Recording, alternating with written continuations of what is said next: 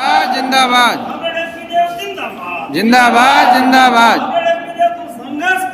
हम तुम्हारे साथ हैं। संघर्ष हमारा नारा है। संघर्ष हमारा नारा है। जिंदाबाद जिंदाबाद जिंदाबाद। संघर्ष हमारा नारा है। संघर्ष हमारा नारा है। आज के सभा के अध्यक्ष मंच पे अतिथिगण, मेरे साथी कॉमरेड और आज इस द्विवार्षिक सभा में उपस्थित मेरे सभी घनिष्ठ भाई, पहले तो मैं इस बात के लिए बधाई भी देता हूँ कि आपने बहुत अच्छा बीजेपी का आयोजन किया। ये वही जोधपुर है जहाँ पर 2018 में न भूतो न भविष्य थी ऐसा एक सेंट्रल म्यूजियम हुआ था। उसके पश्चात इससे सोनल म्यूजियम हुआ था। उस समय का भी अटेंडेंस काफी अच्छा था। इस बार अटेंडेंस थोड़ा कम है पहले की अपेक्षा। फिर भी हमको अपनी ताकत हर वक्त के द्वारा इम्प्लीमेंट होने जा रही है। वह एक तरह से सभी लेवल के दायरे में एक चैलेंज के रूप में आ रहा है, क्योंकि जो सरकार ये बोलती है कि कर्मचारी को पेमेंट दे रहे हैं, काम का काम दे रहे हैं, पैसे देने की जरूरत क्या है? ये पैसे देना हमारा काम नहीं। उन्होंने एनपीएस लाया, जब पहली बार सरकार में आए थे उन्होंने एनपीएस लाया, दूसरी सरकार ने इसको बाकी किया। लेकिन मजदूर को पैसे क्यों मिलना चाहिए, कैसे मिलना चाहिए, उसके लिए पैसा कहाँ से आएगा? जब तक वो किसे नहीं समझते तब तक लड़ाई तेज नहीं हो पा सकती। इसलिए हमने अलग अलग तरीके किए थे। पहले हमारा क्वेश्चन क्यों है, यह समझाने के लिए बहुत सारे डाटा कलेक्ट किए। यहाँ पे मुझे पेंशन वाले कितने लोग हैं? इनकी संख्या तो आज ज्यादा होना चाहिए, क्योंकि असिस्टेंट लोगों को पालन के लिए तो सबसे ज्यादा जरूरत है इस बात को जानने के लिए कि पेंशन के मामले में सुप्रीम कोर्ट का एक जजमेंट आया। सुप्रीम कोर्ट ने बड़े अच्छे तरीके से बोला था कि पेंशन यह बख्शीशी नहीं है, ये हमारा पे है। क्या सुप्रीम कोर्ट को ऐसी बात हवा में कर सकता है? सुप्रीम कोर्ट ने जो बोला था उसके पीछे का इतिहास ढूंढा गया, क्योंकि जो पेंशन पुरानी पेंशन की बोला जाता है उसका इंट्रोड्यूस किया गया था 1972 में। फिर उससे पहले क्या था? उसके पहले था कॉम्प्लीमेंट्री प्रोविडेंट फंड, सीपीएफ। और ये सीपीएफ की स्कीम जो आई थी वो 1962 में आई थी। उसके पहले नेशनल रॉयल पेंशन स्कीम हुआ करती थी। तो हम सिर्फ उसके बाद की बात करते हैं कि सीपीएफ में सरकार ने क्या कंसेप्ट लाया। मेरी बात को जरा अच्छे से सुन लेना भाई, क्योंकि ये जानना बहुत जरूरी है कि कॉन्ट्रीब्यूटरी प्रोविडेंट फंड 1972 के पहले क्या था? उसमें जो आपका पे रहता था उसका 10% पे पीएफ में कंट्रीब्यूशन होता था, और उतना ही पैसा एम्प्लॉय के प्रोविडेंट फंड में डालता था। मतलब अगर सपोज 100 रुपये आपको कट रहा था तो 100 रुपये एम्प्लॉयर, यानी कि एम्प्लॉयर कौन था? गवर्नमेंट। तो वो 100 रुपये आपके पीएफ में डालता था, और उस सीपीएफ में जो लोग रिटायर होते थे उस समय उनके पीएफ का जो भी बैलेंस है इंटरेस्ट के साथ, क्यूमुलेटिव इफेक्ट के साथ में पूरा बल्क देके रिटायर कर दिया जाता। लेकिन उस समय पेंशन नहीं थे। 72 में 71 के वार के बाद में सरकार ने क्या किया, इसकी एक पेंशन योजना लाया जिसको आप ओपीएस बोलते हैं, 1972। उसमें उन्होंने क्या बोला कि एम्प्लॉय का प्रोविडेंट फंड यानी कि ए वो ईपीएफओ के पास में रहेगा, और ईपीएफओ के पास में रहने के बाद में उसका 46% गवर्नमेंट सिक्योरिटीज के माध्यम से इन्वेस्ट किया जाएगा। उसके ऊपर जो इंटरेस्ट आएगा वो आपके पीएफ के इंटरेस्ट के तौर पे दिया जाएगा। लेकिन एम्प्लॉयर का जो कंट्रीब्यूशन था वो कहाँ लिया, वो उन्होंने लिया पेंशन स्कीम के लिए, और उन्होंने पूरा कैलकुलेशन बनाया कि भाई 100 रुपये एक एम्प्लॉय का, मतलब एम्प्लॉय का कंट्रीब्यूशन बी, अपन बी पकड़, तो बी का कंट्रीब्यूशन जो एम्प्लॉय के पीएफ में ना आते हुए गवर्नमेंट ने अपने पास में रखा, सीएजी के अंडर में रखा, उसको नाम दिया ट्रेजरी, और उसके लिए एक अकाउंट ऑफिसर का नॉमिनेशन कर दिया। अब वो पैसा क्या ये स्कीम क्यों लाया गया, क्योंकि 71 के बाद में हमारे को नेशनल इंफ्रास्ट्रक्चर खड़ा करना है, तो उस इंफ्रास्ट्रक्चर के लिए जो पैसा चाहिए, तो एम्प्लॉय के बजाय हम नेशनल इंफ्रास्ट्रक्चर में पैसा डालेंगे। आपके जो पीएफ में जमा करने वाला फी वाला मनी जो है वो सरकार नेशनल इंफ्रास्ट्रक्चर में इन्वेस्ट करने लगी। इरिगेशन प्लांट, आपका पब्लिक सेक्टर, गवर्नमेंट सेक्टर, ये ऐसे पैसा बनाने लगे, और उससे जो फंड क्यूमुलेटिव में बढ़ते जाएगा, उस फंड की वैल्यू क्या होगी 30 साल के बाद, उसके अमाउंट का कैलकुलेशन करके फिर ये पेंशन ग्रुप बनाया गया कि कम्युनिकेशन दिया जाएगा, ग्रेजुटी दिया जाएगा, और आपको फैमिली पेंशन का बेनिफिट ये सब कैलकुलेटेड होगा। पेंशन फंड कितना होगा आज के डेट में, 1972 से जो पैसा जमा हुआ उसमें जो लिक्विडिटी एंड इंफ्रास्ट्रक्चर में जो अमाउंट है उसकी जो वैल्यू है आज के डेट में 35 लाख करोड़। मैं फिगर हवा में नहीं बोलूं, मैंने बीच में व्हाट्सएप में हर एक जोन के इसमें ग्रुप में डाला था कि दुनिया में हर देश के पास में अपने एम्प्लॉय को देने के लिए एक फंड होता है। जापान नंबर 1 पे, ऐसे पूरे 20 देश का दिया था, और इंडिया का भी कितना फंड है तो 35 लाख करोड़। अब 35 लाख का करोड़ का जो फंड है उसका जो रेट ऑफ इंटरेस्ट है, अगर आज का रेट पीएफ के ऊपर में 8.2% दे रहे, अगर 8% भी पकड़ते हैं तो 35 लाख का 8% 2,87,000 करोड़ समथिंग आगे, तो 2,87,000 करोड़ का इंटरेस्ट के तौर पे पैसा खड़ा होता है। और सेंट्रल गवर्नमेंट एम्प्लॉय के तौर पे गवर्नमेंट को अपने रिटायर्ड एम्प्लॉय को कितना पेंशन देना पड़ रहा है सालाना, 2,07,000 करोड़, मतलब फिर भी सरकार के पास में 80,000 करोड़ रुपए बच रहा ना।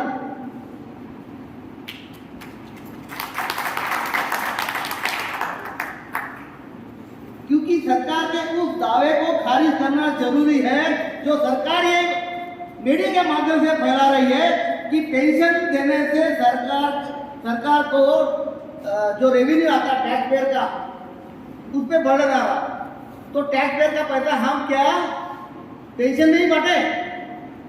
तो सरकार के दावे को खारिज करने के लिए ये सारा रिकॉर्ड निकालना पड़ा।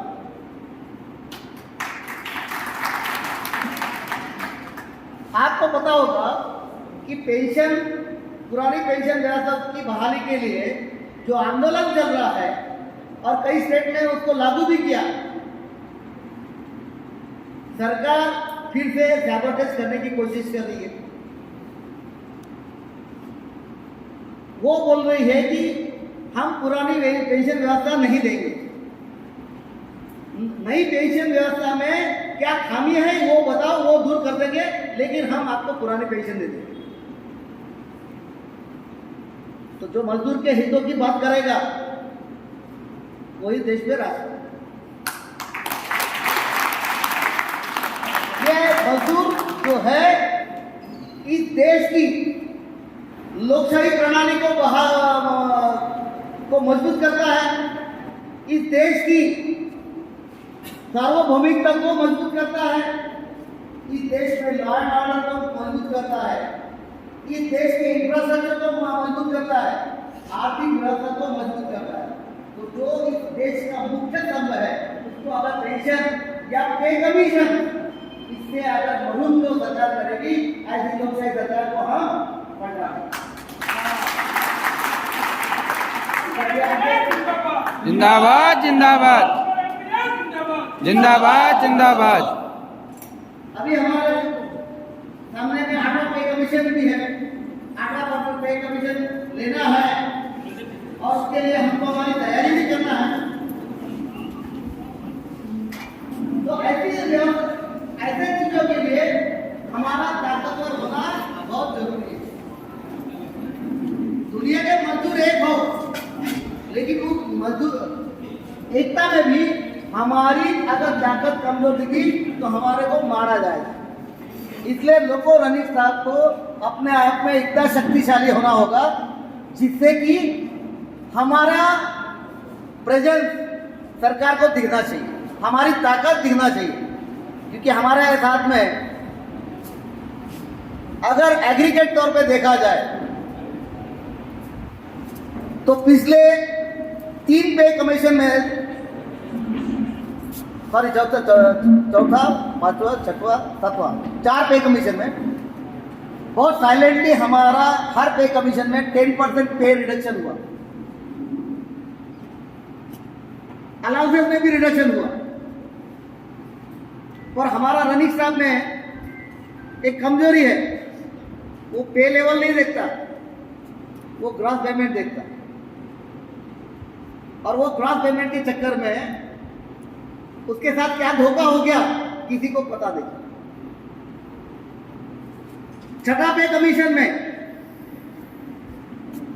हमारे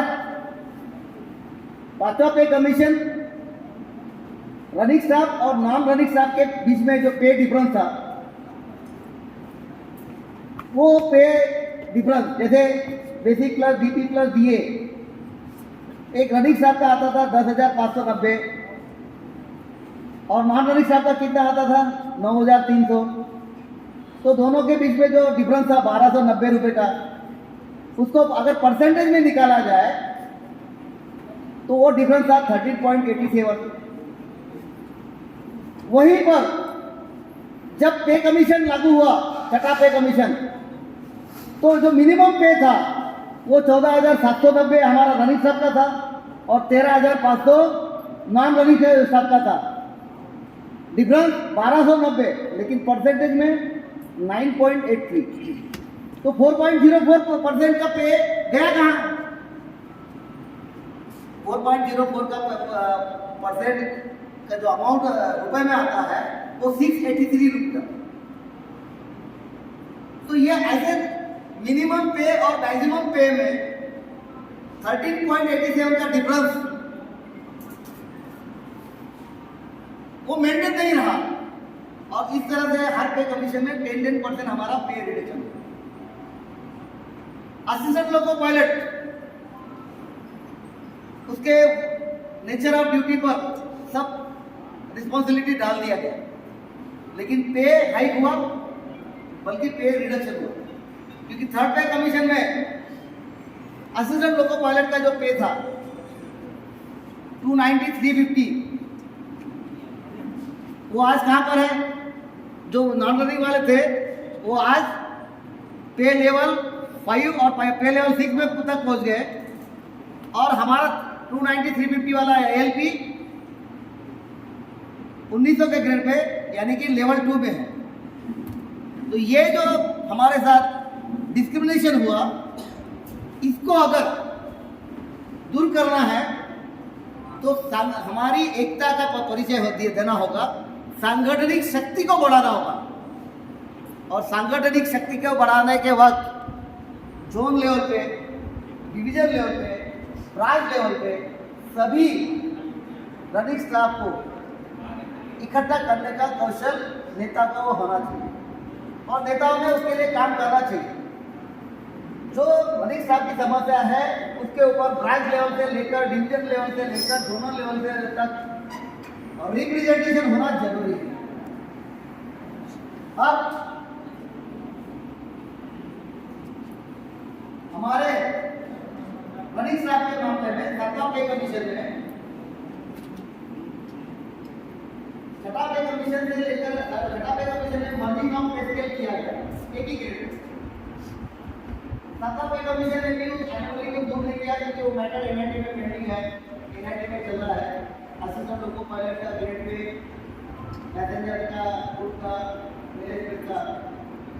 और आपको ये बता दूं एनआईटी में किलोमीटर हाउस के ऊपर पे रेलवे की तरफ से कई सेंटर का एडमिनिस्ट्रेटिव विटनेस के तौर पे खड़े हुए। किलोमीटर हाउस के मामले में अज्यूम किए के आधार पर और मिनिमम पे के ऊपर में उन्होंने 170 रुपये कैलकुलेट किया था। उस पर जब उनको क्वेश्चन किया गया था कि भाई आपने अज्यूम किए के आधार पर किया, जब ये रिवाइज हुआ इसको क्यों नहीं रिवाइज किया? दूसरी बात है कि आपने मिनिमम पे पर पैसे क्या मिनिमम पे का 30% क्यों दिया, मीन पे का क्यों नहीं दिया? क्या रेलवे बोर्ड को किसी का पे रिडक्शन करने का अधिकार है? तो ये शेखर साहब का जवाब था हमने जो कुछ भी किया स्टाफ साइड रिप्रेजेंटेटिव के सहमति से किया। तो जज साहब ने बोला कि क्या ऐसा कोई नियम है कि स्टाफ साइड के रिप्रेजेंटेटिव ने हानि पहुंचने के बाद में आप किसी के फंडामेंटल राइट के डिस्क्रिमिनेशन या अलाउंस को डिस्क्रिमिनेट करने का अधिकार रखते हैं? और अगर है तो कौन से नियम में लिखा है बताया जाए। तो के शेखर साहब का जवाब था नो कमेंट। संगठन अपने रनिक साहब के हितों के लिए कोर्ट के अंदर में जिस टाइप से फाइट कर रहा है, आज रेलवे बोर्ड के अधिकारी एनआईटी में नहीं आ रहे। कभी किसी को लूज मोशन होता है तो कभी किसी का ट्रांसफर हो जाता है।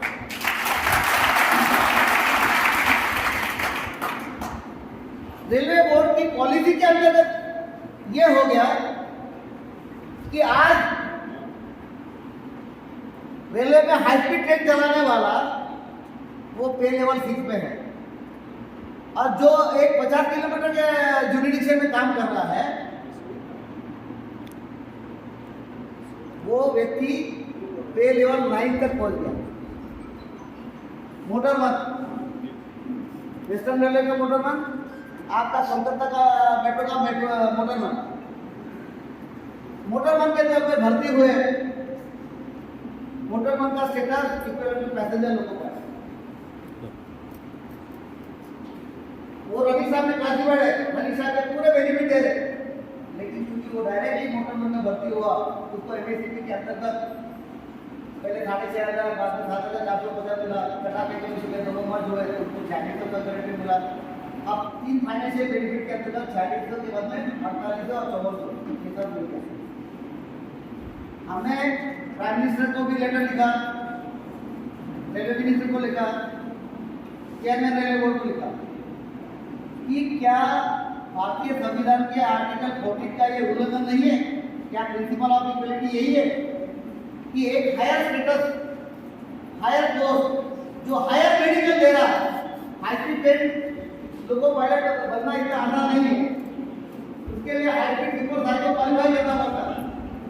और जितने लोग high speed super psycho qualify किए हैं आगे को लोगों में, वो लोग अच्छी तरह से जानते हैं कि पीछे को देखना, पीछे को देखना बेटा बेटा। ऐसा हाइब्रिड सुपर साइको वाला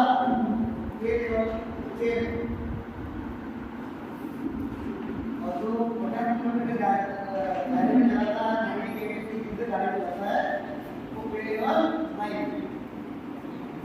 एक तरह रेलवे बोलती है कि एमएससीपी के अंतर्गत वही पे स्केल मिलेगा जो तो आपकी कैटेगरी के अंतर्गत प्रोफेशनल पे स्केल के अंतर्गत है वो मिलेगा। मोटरमैन को किया इसका मतलब है कि आपने मान लिया कि रेलवे सेवा की है टाइम ये रवि साहब के लिए है। अभी वो मैटर सुप्रीम कोर्ट में है और सुप्रीम कोर्ट का निर्णय आने के बाद में भी तो लागू करवाने के लिए आपने को बहुत लंबी लड़ाई लड़ना होगा, क्योंकि रेलवे इतने आसानी से देता नहीं। आप देखो जो 30 जून या 31 दिसंबर को जो रिटायर हो रहे हैं उनको one day off before the increment date retire होते हैं, तो उनको नोशनल इंक्रीमेंट देने के बारे में मद्रास हाई कोर्ट का डिसीजन आया, सुप्रीम कोर्ट का डिसीजन आया और 4 डिसीजन आए। रेलवे बोर्ड का लेटर डिसीजन बड़ा हाई कोर्ट है, उसमें दिया है कि सुप्रीम कोर्ट के जजमेंट के आधार पर डीओपी ने आपको दिया, सब कुछ दिया, लेकिन ये नोशनल इंक्रीमेंट आप उन्हीं को देना जो कोर्ट से ऑर्डर मिला। इसलिए जो कोर्ट से गए उन्हीं को नोशनल इंक्रीमेंट देना है, हर किसी को देंगे, मतलब हर किसी को वो कोर्ट में भेजना है।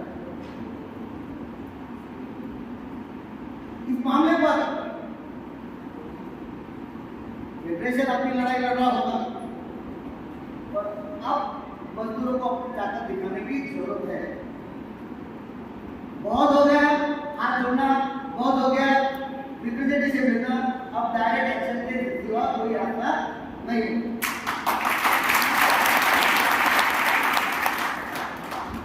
क्योंकि ये इतिहास हुआ है, चाहे वो राम राज्य रहे चाहे हाथी का राज्य रहे, हर एम्पायर अपने एम्पायर को कंट्रोल करने के लिए नहीं और अनैतिक सभी कार्य करते। अभी जैसे कि हमारे ड्यूटी आवर के मामले, यहाँ उपस्थित सभी लोग जानते हैं कि रनिंग स्टाफ के ड्यूटी आवर्स के मामले में रेलवे के अधिकारी बहुत ज्यादा एक्सपेक्टेशन रखते हैं, और जहाँ कहाँ कहीं बड़ी दुर्घटना होती है तुरंत अपनी जिम्मेदारी से मुंह मोड़ लेते। साउथ ईस्टर्न सेंट्रल रेलवे में जो एक्सीडेंट हुआ सिंगरौली में, लोको पायलट होम सिग्नल पार करके जिस स्टेशन पे 3 लाइन थी, तीनों लाइन खराब थी, उसमें से किसी एक गाड़ी पर जाकर भिड़ गया, उसमें टैंकर का ड्राइवर मर गया था और गाड़ी इंजर्ड हो गई। उसमें सीआरएस का इंक्वायरी हुआ, और उस इंक्वायरी के आधार पे वहां के एडमिनिस्ट्रेशन ने क्या बोला, ड्राइवर असिस्टेंट इन्होंने निर्धारित ड्यूटी आवर से ज्यादा घंटे ड्यूटी किया, इसलिए प्राइमा फेसिया वो फर्स्ट रिस्पॉन्सिबल। टीएमटी और सेक्शन कंट्रोलर उन्होंने लोको पायलट से ज्यादा घंटे ड्यूटी का काम करवाया, इसलिए वो भी प्राइमा फेसिया जिम्मेदार फर्स्ट रिस्पॉन्सिबल। और सीएलआई लोको पायलट का और एलपी का उनको सेकेंडरी बनाया, क्या आप काउंसलिंग नहीं कर पाए कि इतनी ड्यूटी आवर। आप बताइए उनको सेकेंडरी रिस्पॉन्सिबल ठहराया, कितने सीएलए ने आपको बताया कि आपकी ड्यूटी आवर जो है 9 घंटे से अधिक नहीं होना चाहिए।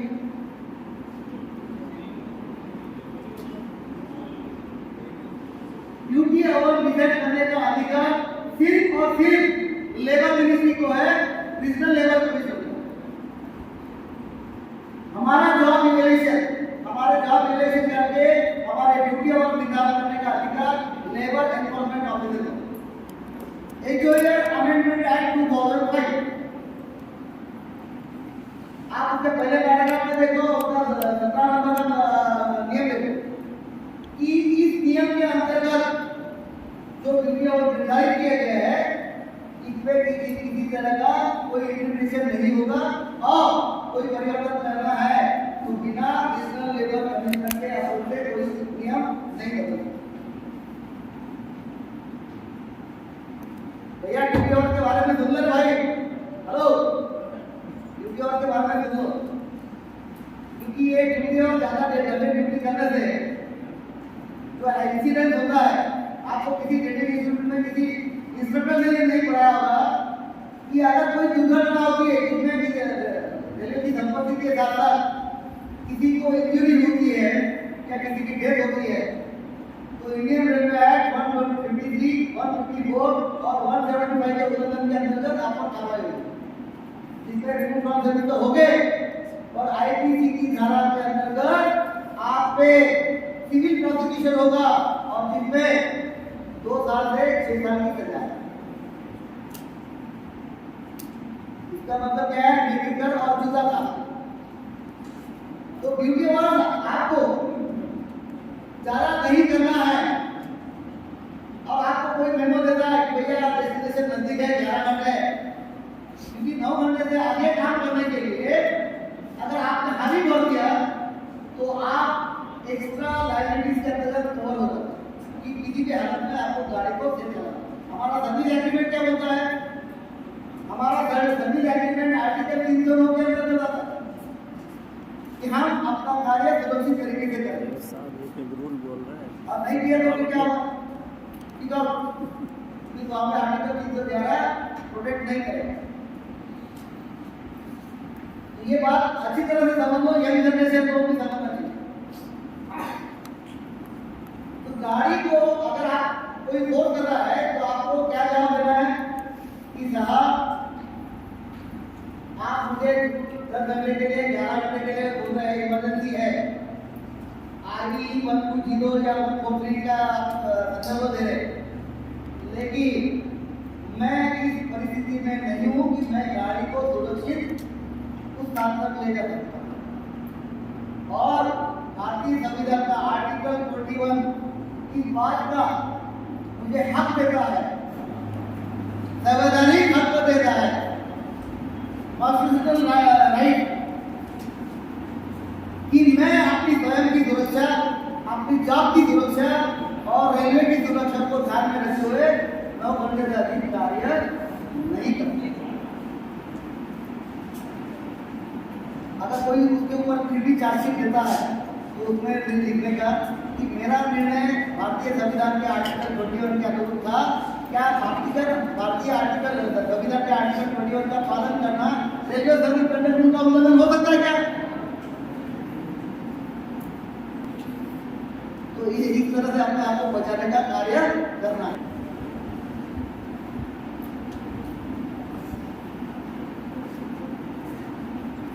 हमारे जॉब को आज के डेट में स्टेबिलिटी नहीं है, तो स्टेबिलिटी लाने के लिए, अपने आप को उस मुकाम पर लाने के लिए, कुछ चीजों के लिए मैं आपको थोड़ा सा काउंसलिंग करता हूँ। मेरे पिताजी रेलवे में थे, 40 रुपये में भर्ती हुए थे, 8,800 में रिटायर हो गए। उनके पे में 220 गुना पे हुआ।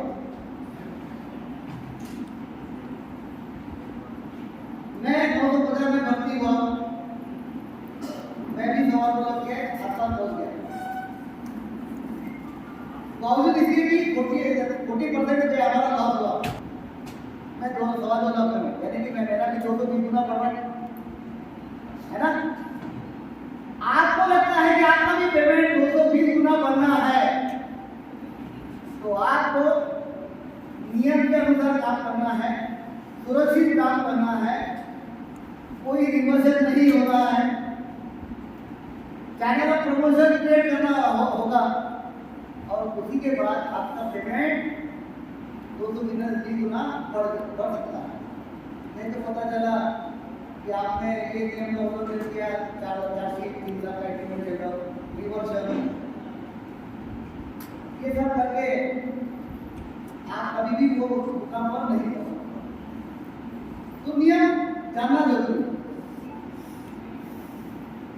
अपने फंडामेंटल राइट को कभी भी उसके साथ कॉम्प्रोमाइज नहीं करना, क्योंकि हम लोग देखते हैं जरा सा भी हम मीटिंग लेते हैं या धरना मोर्चा प्रदर्शन करते हैं, रेलवे बोर्ड की लेटर निकालती है, इंजीनियर के अधिकारी लेटर निकालते हैं कि जो कोई भी धरने में मोर्चे में गया उसके ऊपर में कंडक्ट नंबर 6 और 7 का उल्लंघन का आपको कार्रवाई करेंगे।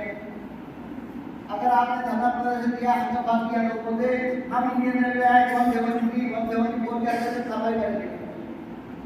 तो वही पहले से ये समझ लो कि रेलवे सर्विस कंडक्ट रूल में 6 नंबर में ये लिखा है कि आप किसी भी ऐसे संगठन के साथ में नहीं जुड़े होना चाहिए जिनको सरकार के गैजेट नोटिफिकेशन के अंतर्गत प्रतिबंधित किया है। तो क्या कोई भी यूनियन या कोई भी एसोसिएशन किसी सरकारी गैजेट नोटिफिकेशन में प्रतिबंधित है? आप कंडक्ट रूल नंबर 7 में आपको पीसफुल डेमोन्स्ट्रेशन करने का अधिकार सरकार ने दिया है। कौन से आर्टिकल के अंतर्गत? आर्टिकल 19 के अंतर्गत भारतीय संविधान में। तो आपको समाज देने के लिए आपको कोई अगर ये बोल देगा कि 173 और 174 के अंतर्गत कार्रवाई करेंगे, तो 173 में क्या लिखा है? आपके द्वारा रेलवे यातायात में किसी तरह की बाधा नहीं खड़ा करना। आप रेलवे में कोई सैबोटेज नहीं करते।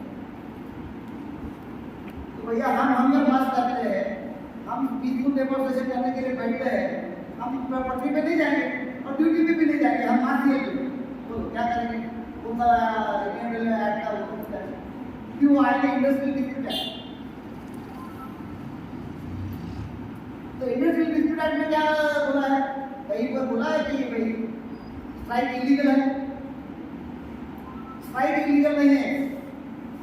हाँ, उसका गलत इस्तेमाल और बार-बार इस्तेमाल गलत है। और हम तो ऐसी कैटेगरी में हैं जिसमें हमारे जो स्ट्राइक करते समय वो सारी फॉर्मेलिटी को फॉलो करना पड़ता है। तो हम वो करेंगे, लेकिन अगर हमारे हक जो है अगर नहीं दे रहे हैं, हमको हड़ताल से भी पीछे नहीं रखना चाहिए। और 8वां पे कमीशन और पुरानी पेंशन व्यवस्था के लिए हमको उसकी तैयारी कर लेना चाहिए।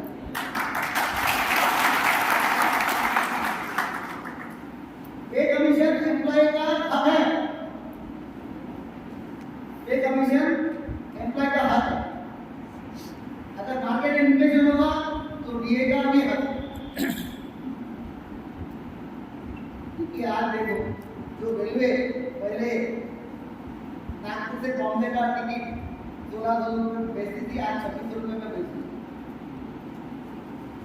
आप लोगों को आश्चर्य होगा, एक विरोधाभासी रिपोर्ट सामने में आया।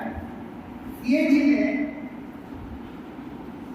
रिपोर्ट दिया है रेलवे के ऊपर में कि रेलवे का ऑपरेटिंग रेशियो 98.6 है। 98.6 आया है।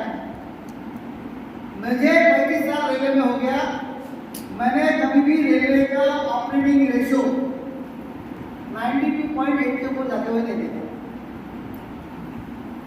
और इस 92.8 के रेशियो में कौन से पैसे एक्सपेंडिचर है? Depreciation reserve fund. अगर रेलवे फाइनेंशियल मैनेजमेंट जिनको मालूम है और नहीं है तो समझ लो कि रेलवे के पास जो पैसा आता है उसमें से वो एक पैसा अपने कोचेज और लोकोमोटिव्स उसको रिप्लेस करने के लिए निकालती है, that is called depreciation reserve fund. एक फंड निकालती है पेंशन फंड, एक पोर्शन निकालती है dividend to government of India, एक होता है कंसोलिडेटेड फंड ऑफ इंडिया। फिर ऑपरेटिंग एक्सपेंडिचर मतलब ट्रैक मेंटेनेंस और हमारे पे एंड अमाउंट दे देते हैं। ये सब कहाँ पर देखने को मिलता है? क्योंकि आप लोग जब खाका पे कमीशन लागू हुआ 18 में वो आपका एलएमए का एरिया एक 2006 से के हिसाब से न्यू मार्केट अलाउंस का एरिया के लिए गए थे। एडमिनिस्ट्रेशन जबरदस्ती डालते रहा। उस समय हमारे यहाँ पर DRM साहब आए थे, उमेश कुमार साहब, वो पहले हमारे डीबी रह चुके थे। तो उनके पास गए तो उन्होंने क्या बोला, 2019 की बात है, बोले अरे यार देव को मालूम नहीं, रेलवे को 100 रुपये कमाने के लिए 117 रुपये खर्चा करना होगा। मैंने बोला साहब मैं इसको नहीं मानता, मेरे पास में ब्लैक एंड व्हाइट में डाटा है, रेलवे का ऑपरेटिंग रेशियो 92.4 है। क्या काम कर रहा हूँ मैं? एडमिनिस्ट्रेटर में हूँ, मैनेजमेंट नहीं हूँ, मालूम पैसा हम ये कर रहे। मैंने बोला सर मैं गवर्नमेंट अथॉराइज्ड डॉक्यूमेंट दिखा सकता। बोले कहाँ करा? मुझे बजट 2017 से बंद हुआ, क्या बात कर रहा हूँ? अब आगे कमांड को बता रहे थे, बंद हो गया।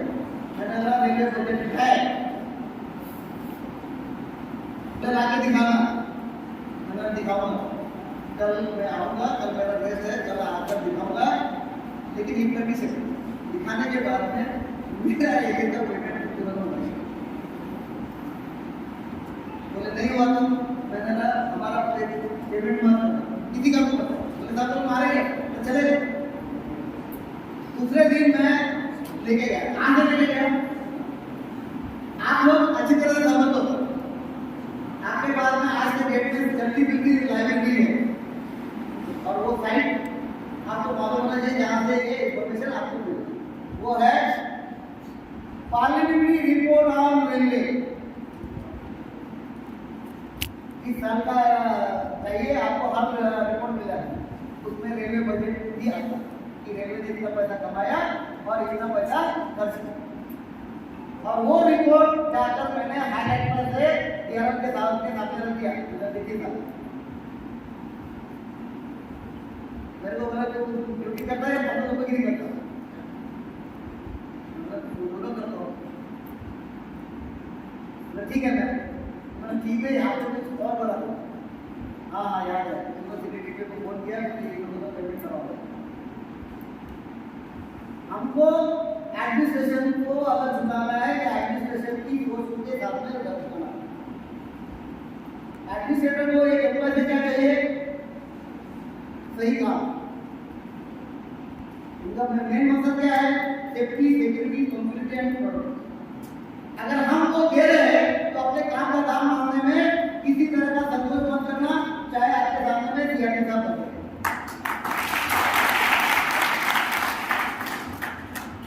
और आपको भी बता देता हूं, संगठन अगर आपके हितों की रक्षा करने के लिए तैयार है और आप चाहते हैं कि आपका स्टेटस डिग्री मेंटेन रहे, आगे बढ़े, तो आपको संगठन को देना है। तो नेताजी सुभाष चंद्र बोस बोलते थे, तुम मुझे खून दो, मैं तुम्हें आजादी दूंगा।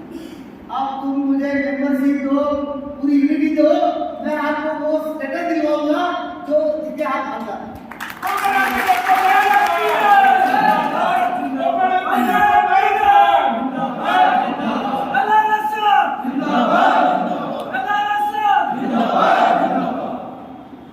सिस्टम को सुधारना इतना आसान नहीं है।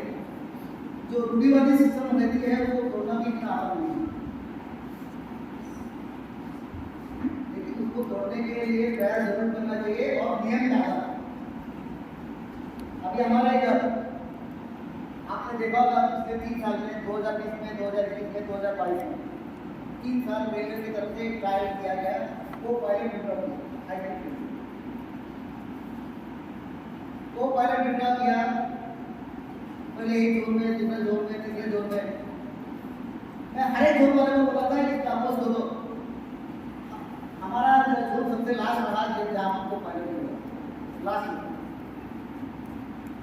जब WCR में हुआ तभी मैंने रेलवे बोर्ड को लेटर लिखा था कि को पायलट की जो पोस्ट हाईस्पीड ट्रेन में है वो रेलवे बोर्ड के अलग अलग साइंटिफिक एनालिसिस के आधार पर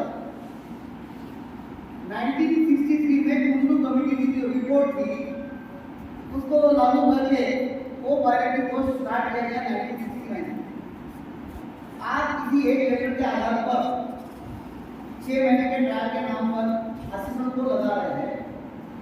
और पहले ही इंसिडेंट में भोपाल डिवीजन में राजधानी डूब गई, क्रॉसिंग मंत्री का। उसका दाखला लेकर मैंने रेलवे बोर्ड को लेटर लिखा कि को पायलट को हटाने के पहले ये मैंने बताओ कि रेलवे ने को पायलट लागू करते समय कौन से रिपोर्ट के आधार पर को पायलट को जारी रखा।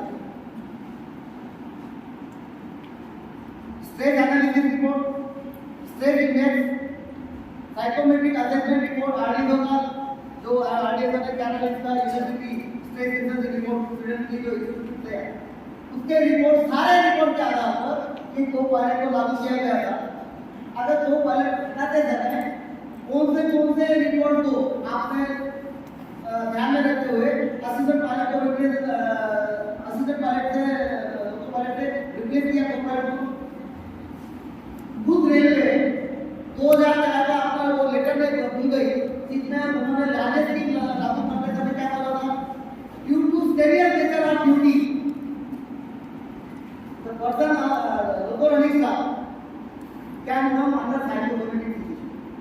ये रेलवे बोर्ड ने ही लेटर निकाला था राज्य स्कीम में लागू करते समय नए बच्चों को शायद मालूम नहीं होगा राज्य स्कीम वो हुआ करती थी जिसके अंतर्गत 55 साल के ऊपर के जो लोको पायलट थे वो 55 से 18 साल के बीच में रिटायरमेंट लेते हैं तो उनकी जगह पे उनके बच्चों को नौकरी मिल गया और वो क्यों लिया गया ऐसा लेटर निकाला गया था कि रेलवे अपने अलग अलग एनालिसिस रिपोर्ट के आधार पर ये बोलती है कि इस उम्र में लोको पायलट कार्य के दौरान अपनी प्रेजेंस ऑफ माइंड को खो सकता है that is called as psychosomatic situation. उसमें साइकोसोमेटिक सिचुएशन में क्या हो सकता है इल्यूजन हो सकता है मेंटली टैग हो सकता है ब्लाइंडनेस आ सकता है या माइक्रोस्लीप टेक्निक हो सकता है। WCR में जो एक हमारे डिवीजन में आकर वो बैठ गया उस लोको पायलट को और असिस्टेंट लोको पायलट को मैंने इसी आधार पर बचाया। लोको पायलट अनकॉन्शियस हो गया दूसरा मोबाइल रिकॉर्डिंग में चालू है मैंने ब्रेक लगाया लेकिन ऑडियो रिकॉर्डिंग चालू है आईडीज के आगे इसका स्टेटमेंट लिख दिया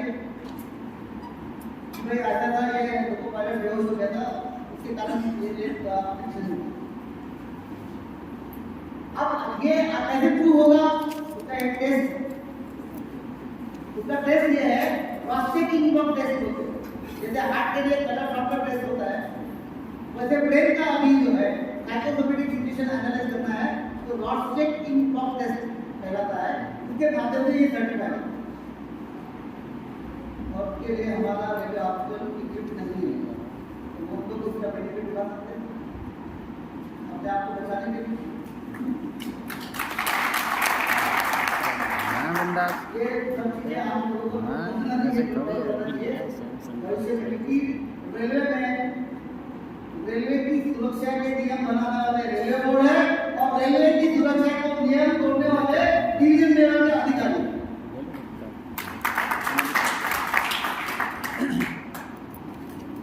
रेलवे की पॉलिसी भी गड़बड़ है। अभी हम लोग रेलवे बोर्ड को लेटर लिखे कि आपने सीएलएस सिमुलेशन के बारे में रेलवे बोर्ड ने लेटर निकाला। पहले सीएलएस का लेटर निकालते थे अभी सीएलएस का लेटर निकाला। तो हमने बोला सीएलएस मतलब आपने लोको इंस्पेक्टर को सुपरवाइजर के तौर पर मान लिया है तो सुपरवाइजर की पोस्ट हमेशा प्रमोशनल हायरार्की में होती है।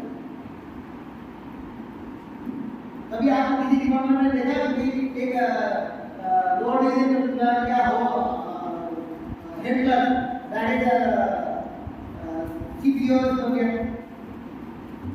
नहीं वो प्रमोशनल हायरार्की में है पर इंस्पेक्टर में जनरल सिलेक्शन के माध्यम से है। अब ये जनरल सिलेक्शन के माध्यम से लेने के पीछे व्यक्तिगत तौर पे कुछ लोगों को बोले यार हमको अरे साहब अपने का मौका मिलता है ये साहब जो है गलत तरीके से इस बात को उठा और जनरल सिलेक्शन के माध्यम से सीएलए का सिलेक्शन होने से हमारा कैटेगरी सीमित गया पे लेवल 7 पर और वही अगर प्रमोशनल हायरार्की में सुपरवाइजर का सिलेक्शन होता तो हम लोग L8 L9 में पहुंच सकते। रेलवे की इस शेड्यूल को नहीं समझ पाए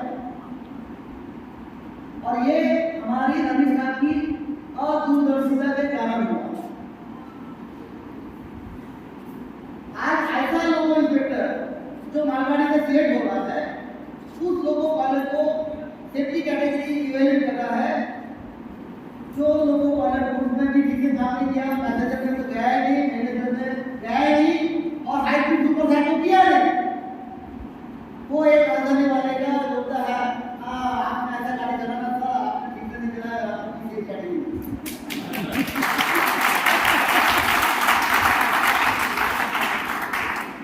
और जब मैंने इस बात को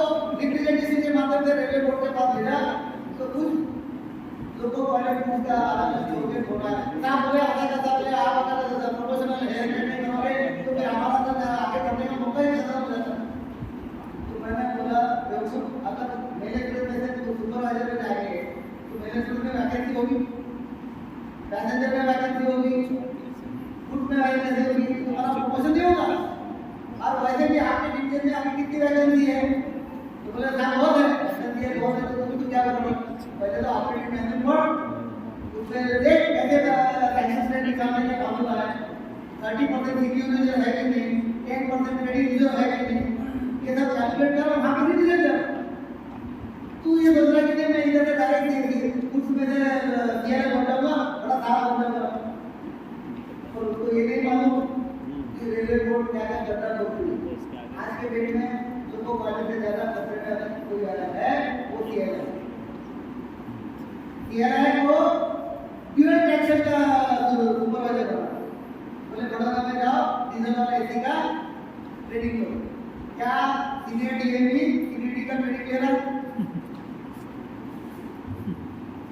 ये हमारे साथ है। तो आपको इसको तोड़ना है, इस नीति को तोड़ना है, रेलवे बोर्ड की हर कुछ गलत जहाँ को तोड़ना है तो हमको हर कुछ बात पर अटैक करना होगा जहाँ पर हमारे लिए आगे आने वाले दिनों में बचे देखिए। मैंने रिकग्नाइजेशन के मामले पर भी रेलवे बोर्ड को अभी लेटर सभी ग्रुप में डाला कि इलेक्शन के माध्यम से रिकग्नाइजेशन होना चाहिए, सुप्रीम कोर्ट का जजमेंट है आपको उसको मानना। लेकिन इलेक्शन के माध्यम से अगर आप बोलोगे कि नहीं ये दो में से एक को वोटिंग करना है तो ये गलत। भारतीय संविधान में चुनाव के माध्यम से प्रतिनिधि चुनने का अधिकार है तो वो संविधान में कहीं ये नहीं दिखा कि कांग्रेस या बीजेपी में से ही आपको चुनना है। आप इंडिपेंडेंट कैंडिडेट भी चुन सकते हैं और वो इंडिपेंडेंट कैंडिडेट लोकसभा में भी बैठ सकते हैं। तो फिर अपोजिशन को उस कैटेगरी के लोग 51% वोटिंग के साथ में देते हैं तो आप हमको भी पीएम में बनाओ ताकि हर एक कैटेगरी का प्रॉपर रिप्रेजेंटेशन होना चाहिए। केसीएम लेवल पर कौन से फेडरेशन को सपोर्ट करना वो हम तय करेंगे। लेकिन मैं हूँ वर्कशॉप का समुदाय भवन है रेलवे कॉलोनी में। रिकग्नाइजेशन आपको चाय करने के लिए नहीं चाहिए, स्पेशल जीएम मान दो लेकिन हमसे नहीं सेंट्रल जेल उधर ही है।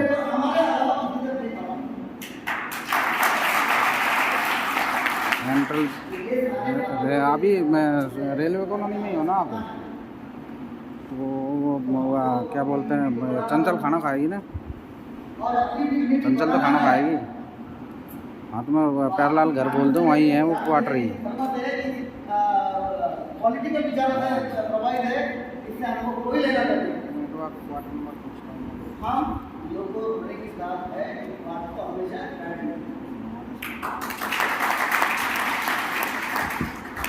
असिस्टेंट लोगों पायलट जो नए हैं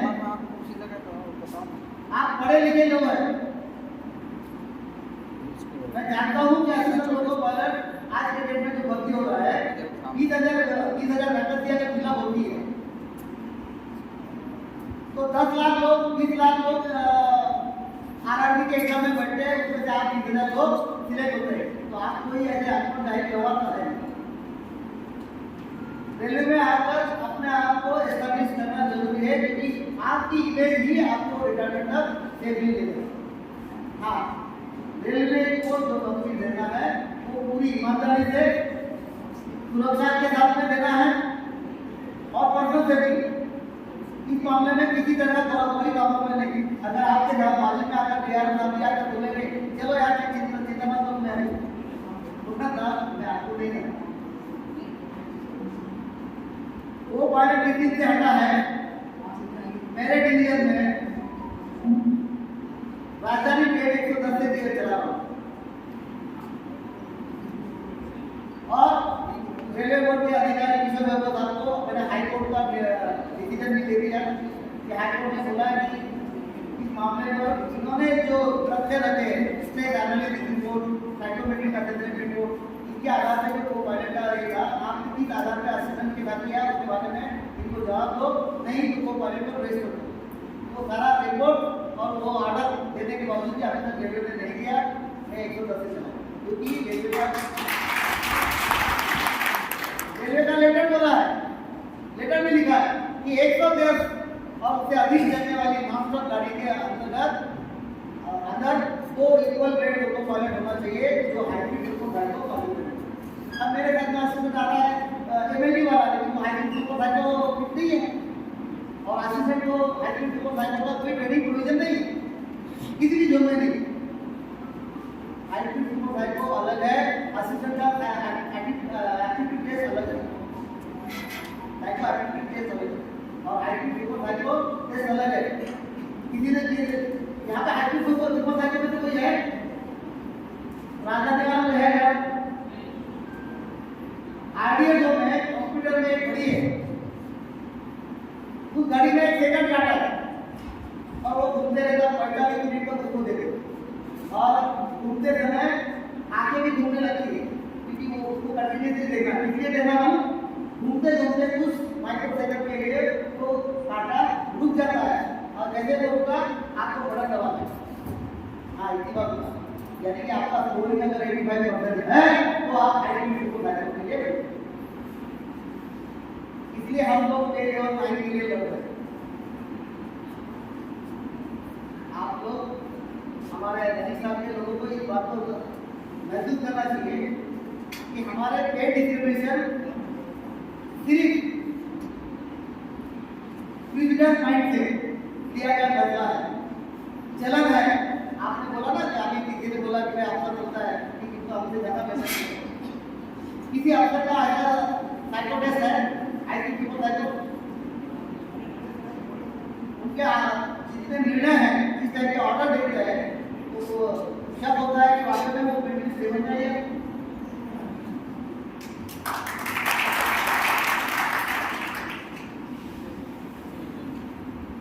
आप किसी भी चार्जशीट की लैंग्वेज हो, साउथ सेंट्रल रेलवे के एक लोगों पायलट को चार्जशीट दिया था, उसने मुझे वो कॉपी भेजा था, उसको जवाब लिख के भेजा। वो सीडीडी साहब का लैंग्वेज क्या था, क्या आपको पता नहीं 11 घंटे की ड्यूटी है वो सर? आपने 11 घंटे की हो जाए 9 घंटा की क्लीनिंग में ड्यूटी है, आपने रेलवे सर्विस में पूछा मैंने उनको देखा कि आदरणीय महोदय ने जो चार्जेस लगाया उसमें बोला गया 11 घंटे की ड्यूटी है। भैया तो टाइम खत्म हो गया तो नहीं बोला क्योंकि तुमने 15,000 रुपये देके बुलाया मुझे, उसमें जो आपको वो सब देना होगा ना, 15,000 रुपये वसूल करोगे कि नहीं? निकल लो। तो मैंने उसमें लिखा कि क्या आदरणीय महोदय ने 11 घंटे का नियम बताया है तो उसकी कॉपी मुझे दिया जाए क्योंकि मुझे पहले भी ये बताया नहीं गया कि 11 घंटे की ड्यूटी आवक है। 11 घंटे की कोई ड्यूटी आवक नहीं है।